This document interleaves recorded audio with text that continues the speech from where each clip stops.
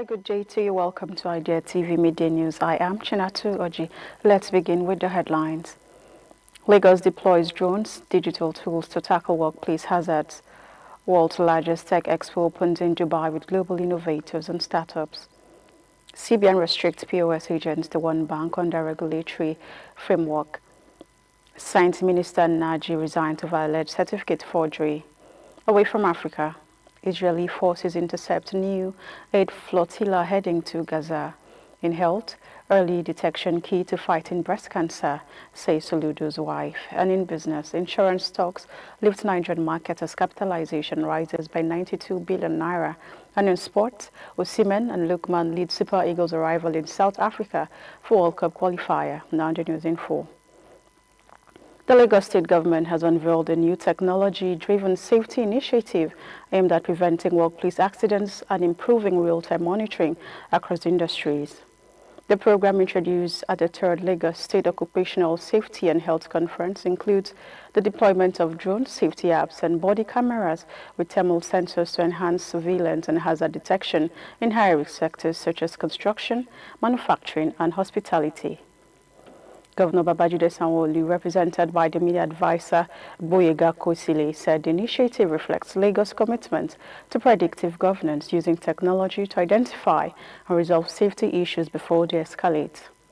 He also inaugurated the Safety First campaign and unveiled the Occupational Safety Cadre, described as the first of its kind in sub-Saharan Africa to professionalize safety management within the state's public service.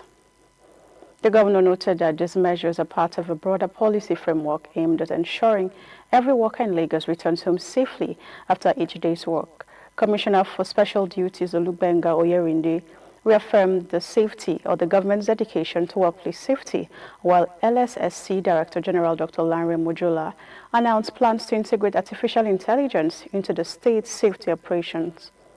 Mojola explained that AI-powered analytics alongside the use of drones and digital monitoring systems will enable faster risk detection and strengthen enforcement under the reporting of injuries, incidents, and dangerous occurrences regulations. Officials say these innovations will move Lagos closer to achieving its goal of injury-free workspaces. And now the next story.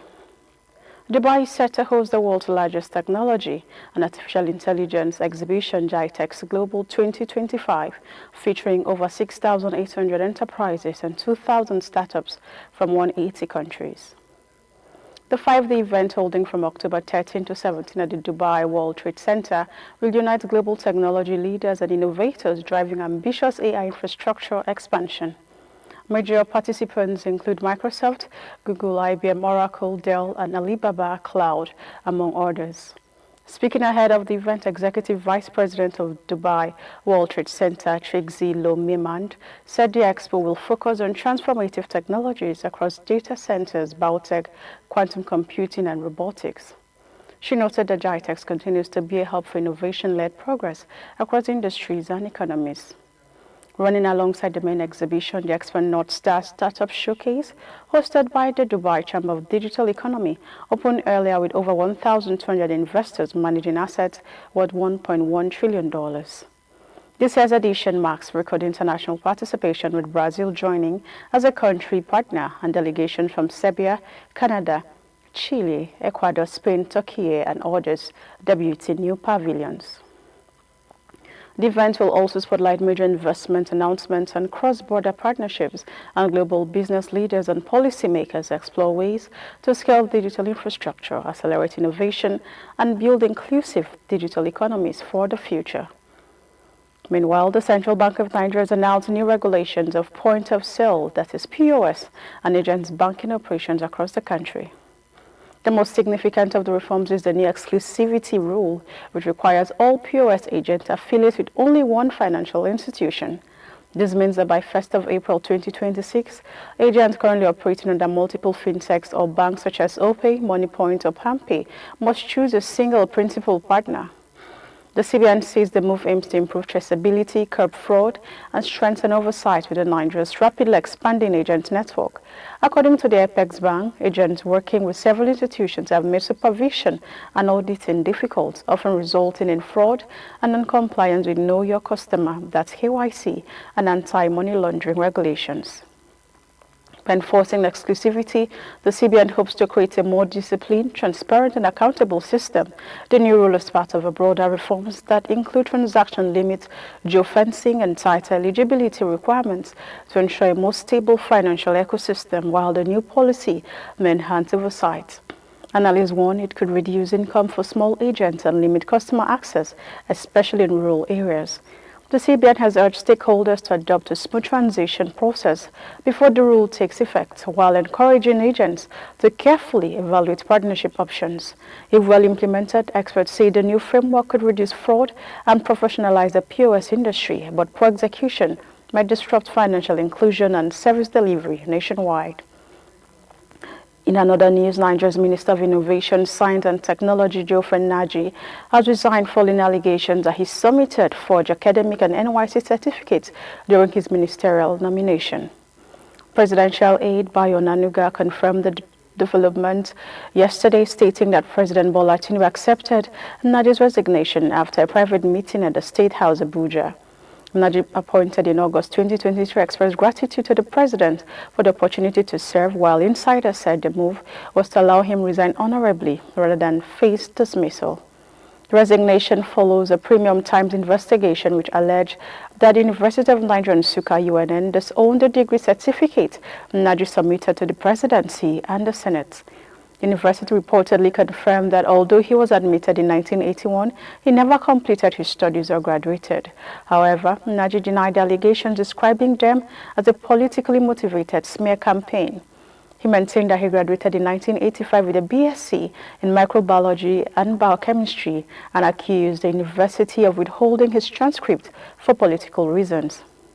At a press briefing in Abuja, the minister presented documents and a 1985 graduation brochure showing his name, insisting on his innocence. He also filed a lawsuit against the Minister of Education, the National Universities Commission, and UNN to stop what he called the tampering of his academic records. NNAJI's exit makes him the 8th minister to leave President Tinubu's cabinet since 2023 amid ongoing controversies and reshuffles aimed at improving performance and accountability within the administration. And now away from Africa, Israeli forces have intercepted a new flotilla carrying flood of food and medical supplies bound for the Gaza Strip. The 9-vessel fleet, which had 150 passengers from various countries, was stopped in international waters, according to organizers from the Freedom Flotilla coalition. Israel described the mission as another failed attempt to breach what it calls a legal naval blockade around Gaza. The Israeli government confirmed that all vessels and passengers have been transferred to an Israeli port and that everyone is safe and in good health. Authorities say the passengers will be deported promptly. Turkey has condemned interception, calling it a grave violation of international law and an act of piracy. This latest incident follows last week's detention of nearly 500 activists, including Swedish climate campaigner Greta Thunberg, who attempted a similar mission. Israel has maintained a naval blockade of Gaza since 2007, when Hamas took control of the territory. The ongoing blockade, combined with months of conflict, has worsened humanitarian conditions in Gaza. Territory's health ministry reports 67,000 deaths since the war began, while UN-backed agencies warn that famine in Gaza City could spread within weeks. A claim Israel disputes, insisting it continues to facilitate the entry of aid in line with international law. Let's now go on a short break. The news continues on the other side.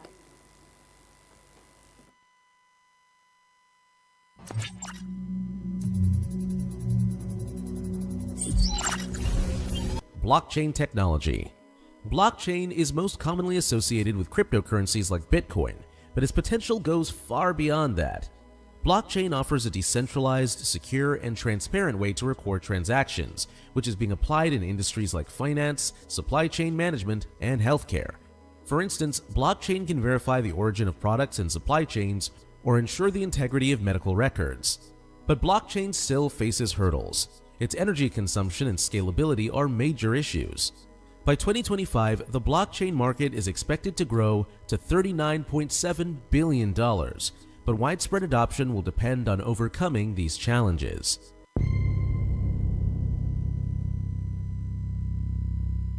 So good to know you're still there now. The rest of the news. In health, the wife of Anambra State Governor Dr. Nonye Soludo has emphasized the importance of early detection in the fight against breast cancer. Speaking in a statement to mark this year's Breast Cancer Awareness Month, Dr. Soludo described the disease as a generational threat, noting that many women lose their lives every year due to late diagnosis and poor awareness. She urged women to routinely carry out self-breast examinations and visit standard hospitals for regular checks, stressing that early detection remains the most effective way to treat and reduce the impact of breast cancer. According to her, awareness campaigns must go beyond October to ensure that information on cancer prevention reaches every part of the community. Dr. Soludo, who founded Healthy Living with Nonye Soludo, also encouraged Nigerians to adopt healthy lifestyles, adding that this can significantly reduce cancer risk. She called on stakeholders to intensify education and advocacy to curb the growing cases of cancer across the country. And in business now, the Nigerian Exchange Limited continued in its upward momentum yesterday, gaining 92 billion naira amid renewed investor interest in insurance stock.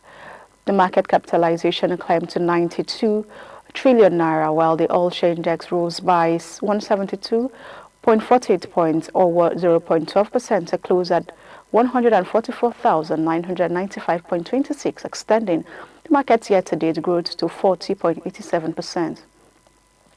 Trading data showed investors exchanged 507.4 million shares worth 24.28 billion naira in 30,665 deals, reflecting a slight dip in volume but a 67% rise in turnover. Cornerstone Insurance led the gainers, chart with a 9.92% increase to close at 6.65 per share, followed by Consolidated Hallmark Holdings and Charms, while Living Trust Mortgage Bank stopped the losers table with a 10% decline. Sectoral performance was largely positive, with the insurance index gaining 1.98% and industrial index up to 0.69%. In terms of value, Aradel Holdings led the day's activity with transactions worth 13.16 billion naira, followed by Dangote Cement and Access Holdings. Analysts say the rally in insurance and premium stocks continues to drive optimism in the equities market, helping sustain investor confidence despite global economic headwinds. Meanwhile, President Bola Tinubu has written to the National Assembly seeking approval for a new external loan of $2.3 billion. The request read on the floor of the House of Representatives by Speaker Tajuddin Abbas also includes plans to issue $500 million sovereign sukuk, Nigeria's first venture into the international Islamic finance market.